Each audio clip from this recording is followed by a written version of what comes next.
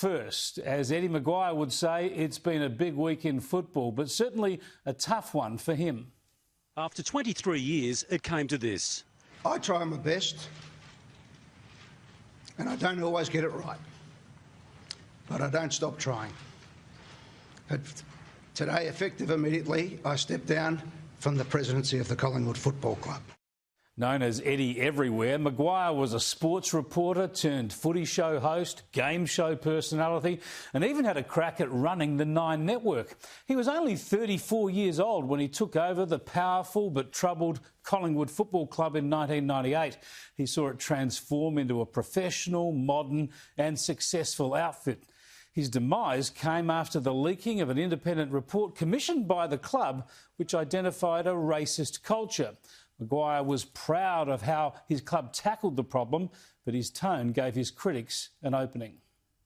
This is an historic and proud day for the Collingwood Football Club. People have latched on to my opening line last week, and as a result, I've become a lightning rod for vitriol, but worse, have placed the club in a position where it's hard to move forward with the implementation of our plans with clear air. It was an ignominious way to end his career, perhaps fuelled by his own desire to tick all the woke boxes, but some journalists at least gave him the credit he deserved. In terms of his role, he'll probably be remembered as the most influential Collingwood president in its history, which is saying a lot. I think his legacy in time will be remembered for all the good things, having said that it's been tumultuous in recent weeks as he withdrew that pivotal support that he enjoyed for so long in a unifying role at the club. You've got to remember, it wasn't the report itself that brought Eddie undone, it was the response to the report. Some of the coverage, however, was less balanced. Once we all saw what was within the report, it was quite obvious that it was scathing. You know, to be found guilty of systemic racism is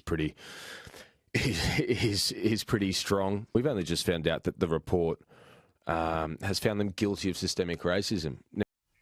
Found guilty? Found guilty? He wasn't even picked up on that. The report authors talked of systemic racism, citing some questionable examples, such as booing at a grand final 50 years ago, but neither McGuire nor the club was found guilty of anything. Remember, they commissioned the inquiry into their own club, but the pile-on was ugly. The Collingwood board have also come to realise having a president that perpetrates this kind of systemic racism and racism in general is not the leadership that any organisation should have. I don't think, Australians generally want to have leaders perpetrating this kind of violence towards other people. Perpetrating violence now? And check out the unfair, unreasonable and unprofessional reaction of some. The ABC's Richard Hines, during McGuire's tearful announcement, tweeted, "Is he resigning or accepting a knighthood?" ABC sports commentator Julian Abbott, "Eddie boned," was his tweet, referring to a term McGuire reportedly once used for a TV sacking. ABC presenter Benjamin Law, "If entitled white women who complain to the manager are Karens, I think Australians can agree entitled white men who feel they're the true victims of systemic racism are now Eddies." The director of Change.org and frequent panellist on ABC's The Drum, Sally Rugg, tweeted, "Once again, instead of standing up and apologising for the culture of racism and racist bullying he fostered in the Collingwood Footy Club, Eddie McGuire stands in front of the press, lists out his achievements and says, 'We are not a racist club.' Grub." And from the executive producer of ABC's Four Corners program, Sally Neighbour, she tweeted, "Uncanny similarities between these men," she said, referring to McGuire and James Packer. "A lifetime of wealth and privilege, for decades too powerful to be challenged, finally brought low by their own actions. The reaction, denial and self-pity. I had no idea, did my best. Hubris personified." As barrister and Daily Telegraph columnist Gray Connolly replied, "I'm no partisan for Eddie McGuire, but it took Google 0.81 seconds to find out he grew up in a Housing Commission family home in Broadmeadows, which hardly seems a lifetime of wealth and privilege."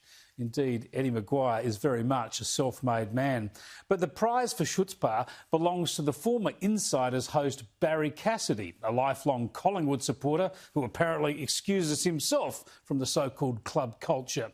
He tweeted, he wrote in The Guardian, that McGuire was a great president for 10 years. But like so many agents of change, he did his best work early, and in the end, he failed to identify his use-by date.